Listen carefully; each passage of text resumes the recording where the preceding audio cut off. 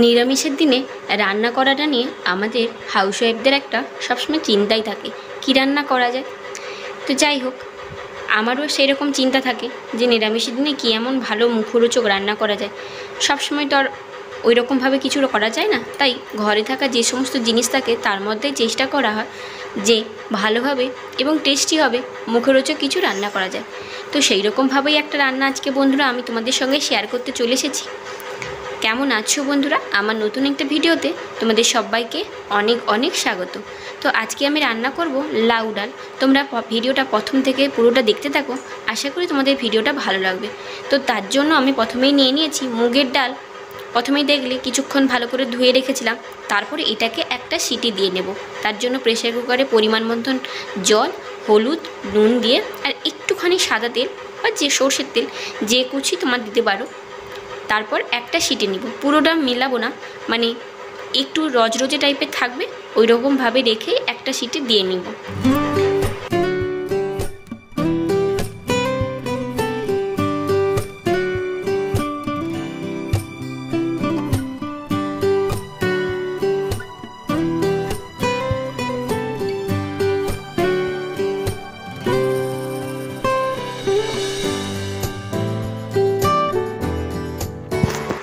তো ওখানে দেখতেই পেলে আমি প্রেসার কুকারটা গ্যাসে বসিয়ে দিলাম একটা সিটি ওঠার জন্য, আর এদিকে চলে এসেছি লাউ কাটার জন্য।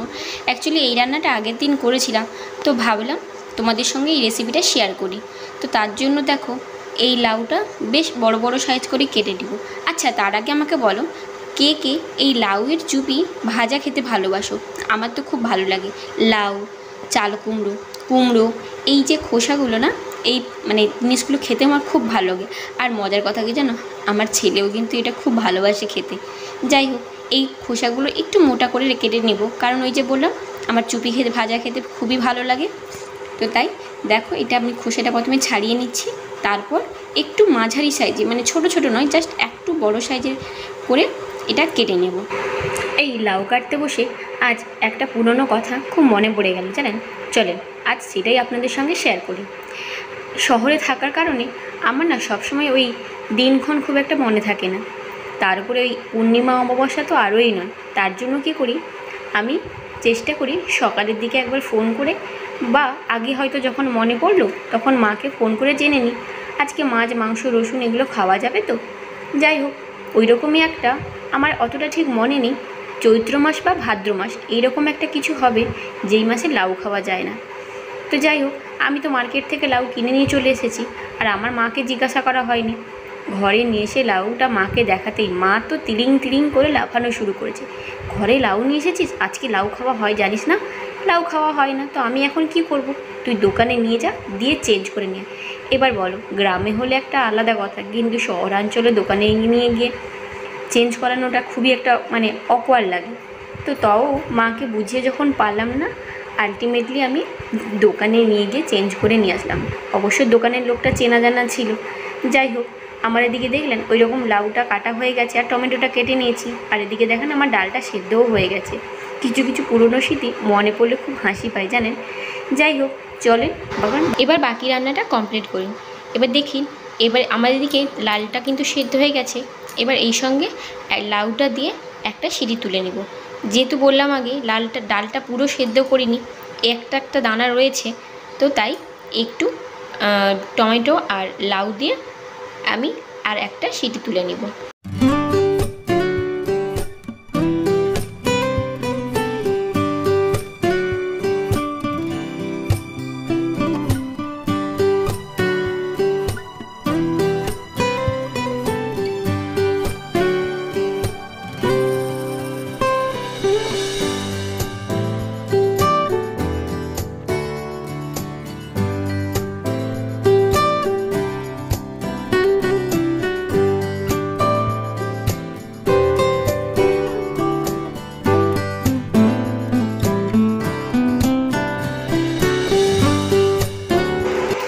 এই যে আমার এদিকে ডালটা সেদ্ধ হয়ে গেছে, এবারে তরকারিটা রান্নাটা কমপ্লিট করার পালা। চলুন, কিছুই নয়, নর্মালি 5 ফোড়ন আর শুকনো লঙ্কা দিয়েই ফোড়নটা দেবো, আর কিচ্ছু তেমন লাগবে না, কিন্তু খেতে রান্নাটা অসম্ভব ভালো লাগে। আমার তো এই রকম রান্নাটা খুব ভালো লাগে খেতে। তো যাই হোক, কড়া প্রথমে গরম করে তেলটা দিয়ে দিলাম। এবার শুকনো লঙ্কা আর 5 ফোড়ন, ব্যাস। আর কোনো রকমের আলাদা কোনো মশলা দিতে লাগবে না। এই রান্নাটাতে না সবার লাস্টে একটু ঘি দিলেই আর কিচ্ছু লাগে না। বন্ধুরা, যদি আমার এই ভিডিওটা ভালো লাগে তাহলে তোমাদের সবার কাছে একটা রিকোয়েস্ট থাকবে, প্লিজ লাইক আর একটা ভালো কমেন্ট করো।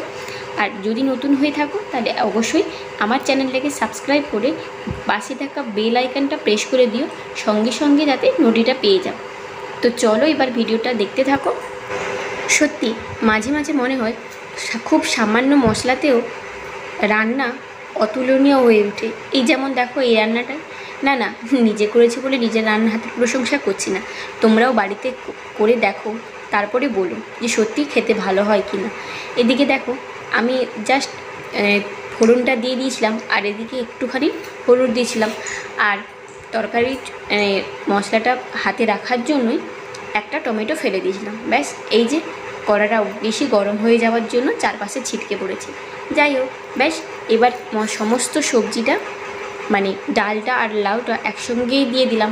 আমার আবার মা করে কীরকম জানো, লাউটা একদমই সেদ্ধ করে না, একদম একবারেতেই ছোঁকে তারপর ডালটা দিয়ে দেয়, আর সেটার টেস্ট তো সম্পূর্ণ অন্যরকম। আসলে মায়েদের হাতে রান্নাই হয়তো ওই রকম হয়।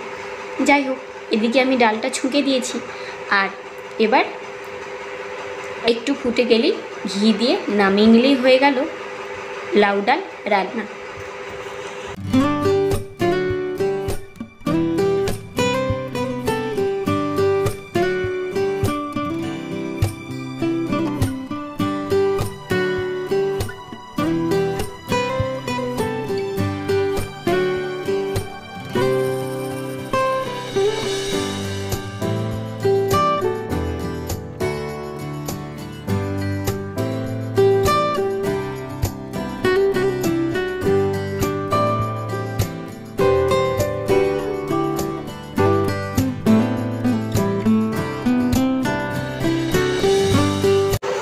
বেশ, আমার রান্না কমপ্লিট, আর দেখো তরকারিটা কত সুন্দর হয়েছে। এবার জাস্ট ঘি দিয়ে দিয়েছি, এবার ঢাকা দিয়ে রান্না। চলো আজকের মতন এখানেই শেষ করলাম, দেখা হচ্ছে অন্য কোনো ভিডিওতে, ততক্ষণের জন্য টাটা।